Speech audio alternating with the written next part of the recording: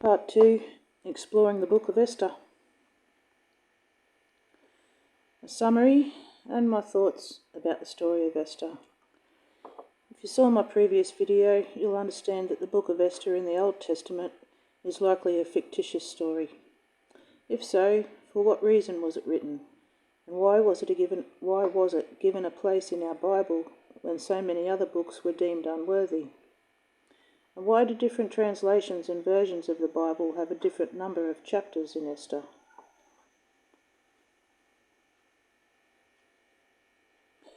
I'll start by reading my summary of the first 4 chapters, with a few comments along the way from the perspective of a person with a conscience who believes in Jesus and what he taught.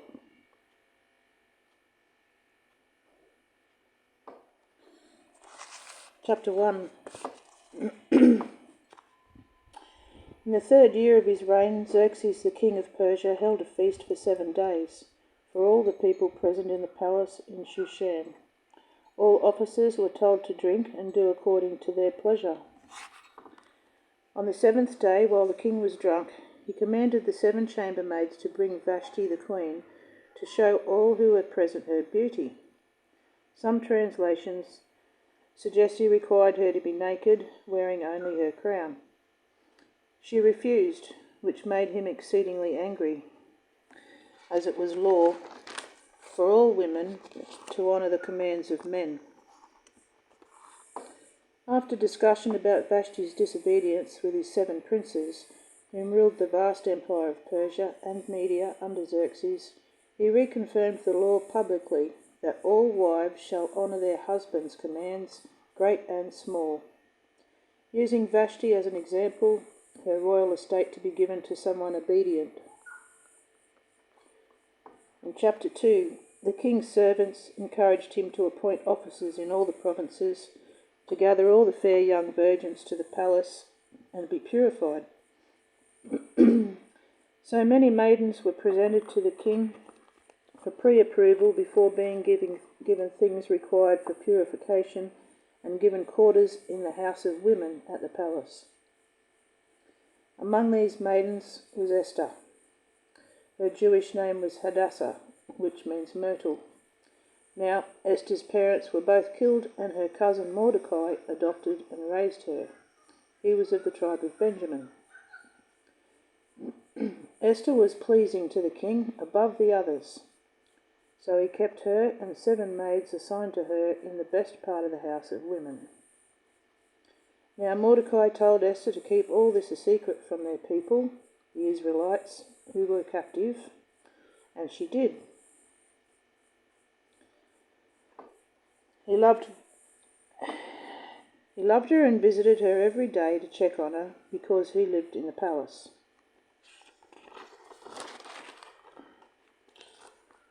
Note that the Brown Driver Briggs definition for maiden includes both concubine and prostitute. The time of purification of the maidens was 12 months. When the time came for all the maidens to be individually presented to King Xerxes, they were entitled to ask whatever they wished. Each of them spent a night with him and was returned to the second house, not the best one, of the women, and into the custody of Shashgaz, the king's chamberlain, which kept the concubines in that house. After that night they didn't go to him again unless he asked for a particular maiden. When it was Esther's turn, she asked for nothing beyond what the chamberlain gave her. Esther was taken to the king in the 10th month of Tevet. The king loved Esther more than the others, so made her queen instead of Vashti. So it seems that Esther must have been pretty good at batting her eyelids or something. Xerxes declared a feast and a holiday to the provinces. Now Mordecai was one of the gatekeepers of the palace, and he was aware of 2 of Xerxes' officials who guarded the door were furious at the king and sought to lay hands on him. Mordecai informed Esther of this. Esther confided this information to Xerxes, vouching for Mordecai's reputation of an honourable character, and there was an inquiry into the matter, which was found to be true. Both guards were hanged, and it was chronicled in the king's presence.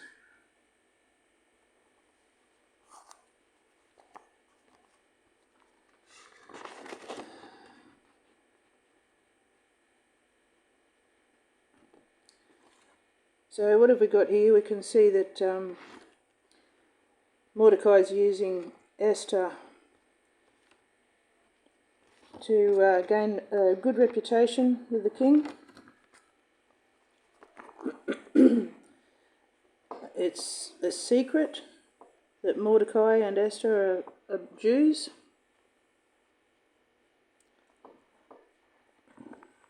Chapter 3, after these things, a man named Haman was promoted by the king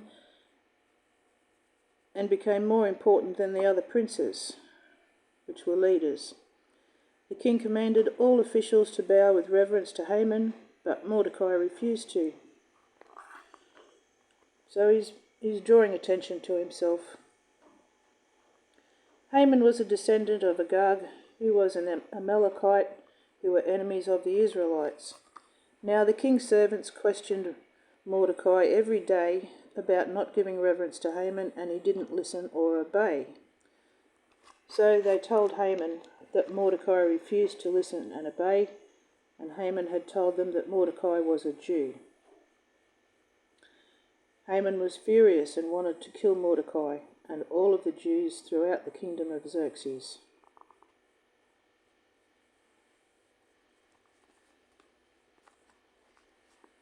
From day to day, month to month, from Nisan the first month till Adar the 12th month, the king's servants cast lots with Haman to decide on a date to exterminate the Jews.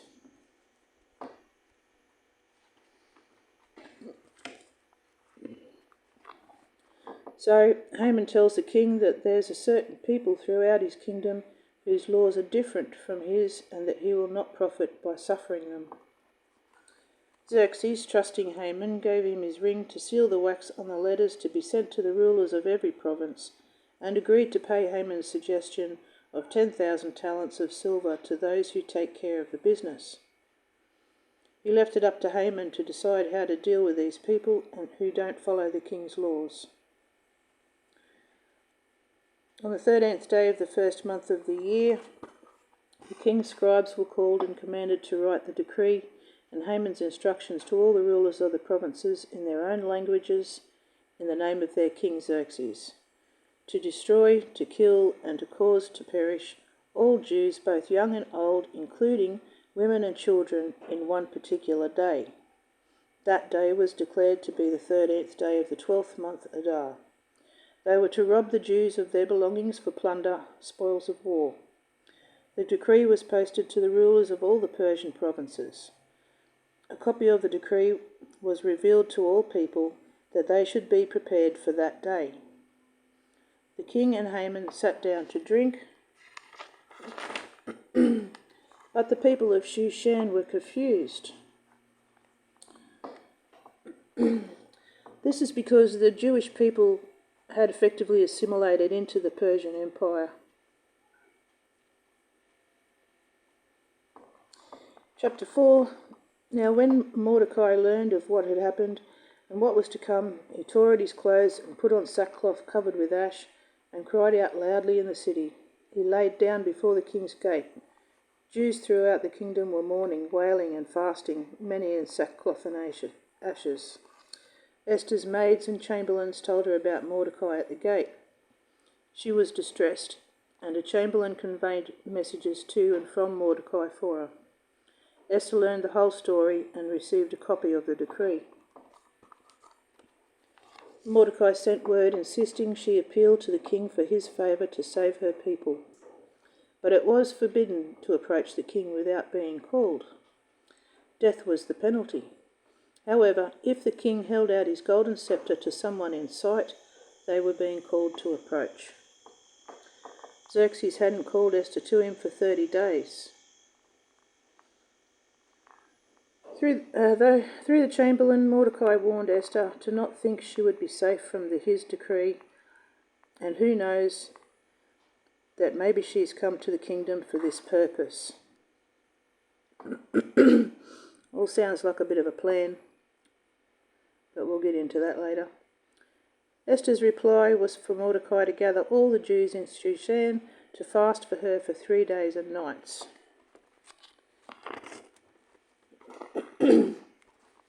That she will go to the king against the law, and if she dies, she dies. She and her maidens also fasted.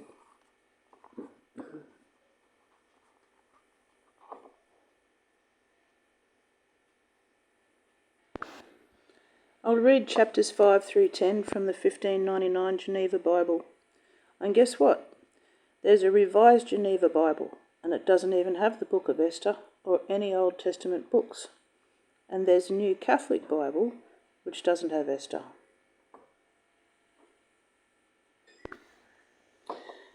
And on the 3rd day,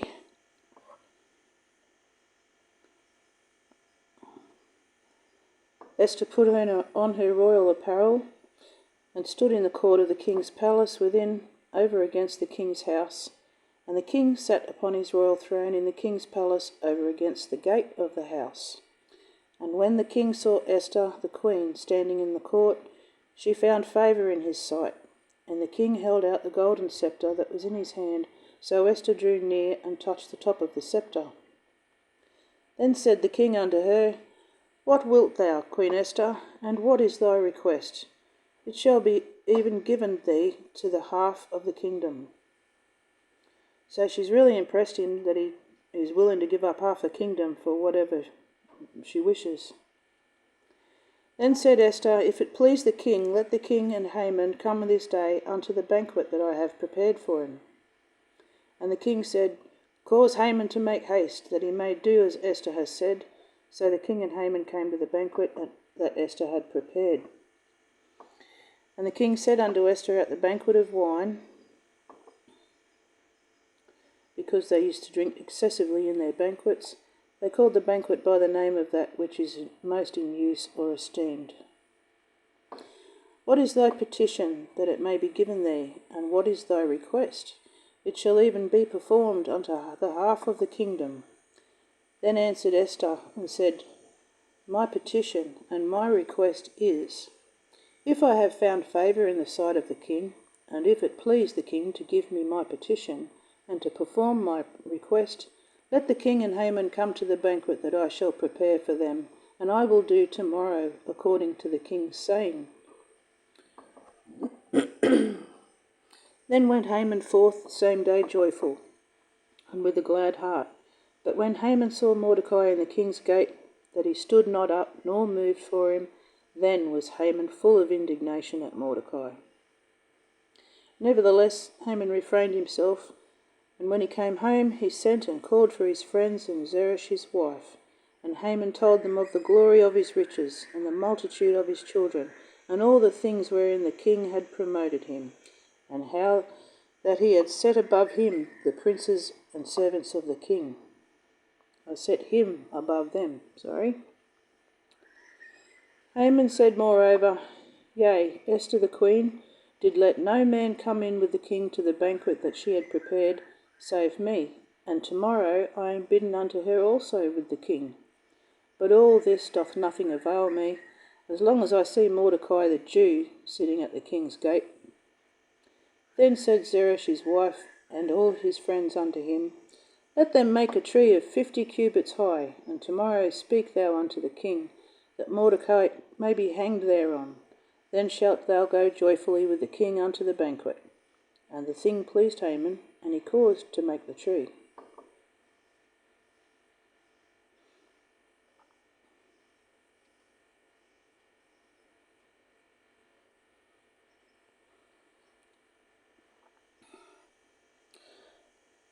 Same night the king slept not, and he commanded to bring the book of the records and the chronicles, and they were read before the king. Then it was found written that Mordecai had told of Bigthana and Teresh, 2 of the king's eunuchs, keepers of the door, who sought to lay hands on the king Ahasuerus. Then the king said, What honour and dignity hath been given to Mordecai for this? And the king's servants that ministered unto him said, There is nothing done for him. And the king said, Who is in the court?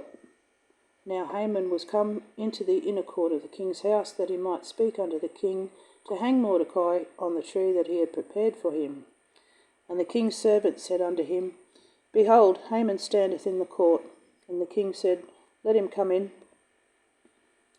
And when Haman came in, the king said unto him, What shall be done unto the man whom the king will honour? Then Haman thought in his heart, To whom would the king do honour more than to me? And Haman answered the king, The man whom the king would honour. Let them bring for him royal apparel, which the king useth to wear, and the horse that the king rideth upon, and that the crown royal may be set upon his head.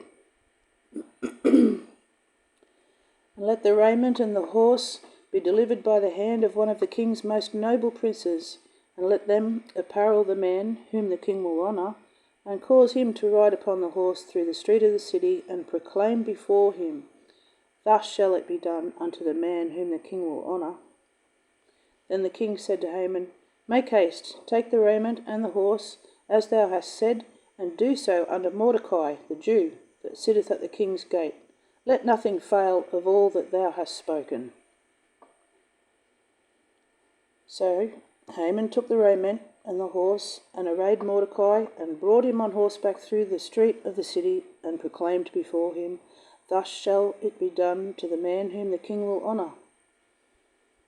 That must have really hurt. And Mordecai came again to the king's gate, but Haman hasted home mourning, and his head covered. And Haman told Zeresh his wife and all his friends all that had befallen him. Then said his wise men and Zeresh his wife unto him, If Mordecai be of the seed of the Jews, before whom thou hast begun to fall, thou shalt not prevail against him, but shalt surely fall before him. And while they were yet talking with him, came the king's eunuchs, and hasted to bring Haman unto the banquet that Esther had prepared.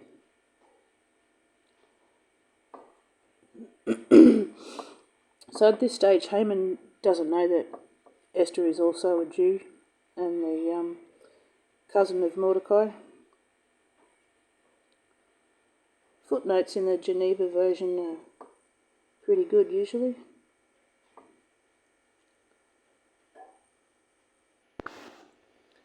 So the king and Haman came to the banquet with the queen Esther. And the king said again unto Esther on the second day at the banquet of wine, What is thy petition, Queen Esther, that it may be given thee? And what is thy request? It shall be even performed unto the half of the kingdom. And Esther the queen answered and said, If I have found favour in thy sight, O king, and if it please the king, let my life be given me at my petition, and my people at my request. For we are sold, I and my people, to be destroyed, to be slain, and to perish. But if we were sold for servants and for handmaids, I would have held my tongue, although the adversary could not recompense the king's loss. Then King Ahasuerus answered and said unto the queen Esther, Who is he, and where is he that presumeth to do thus? And Esther said, The adversary and enemy is this wicked Haman. Then Haman was afraid before the king and the queen.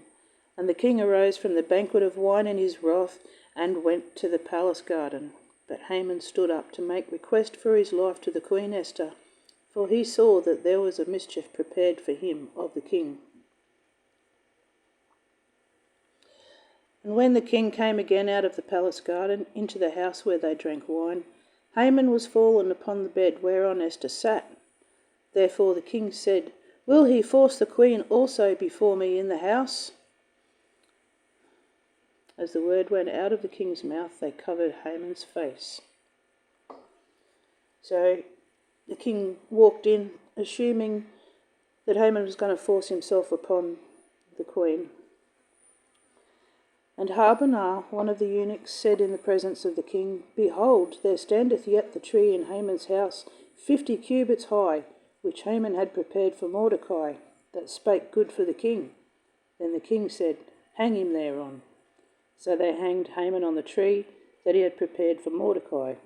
Then was the king's wrath pacified.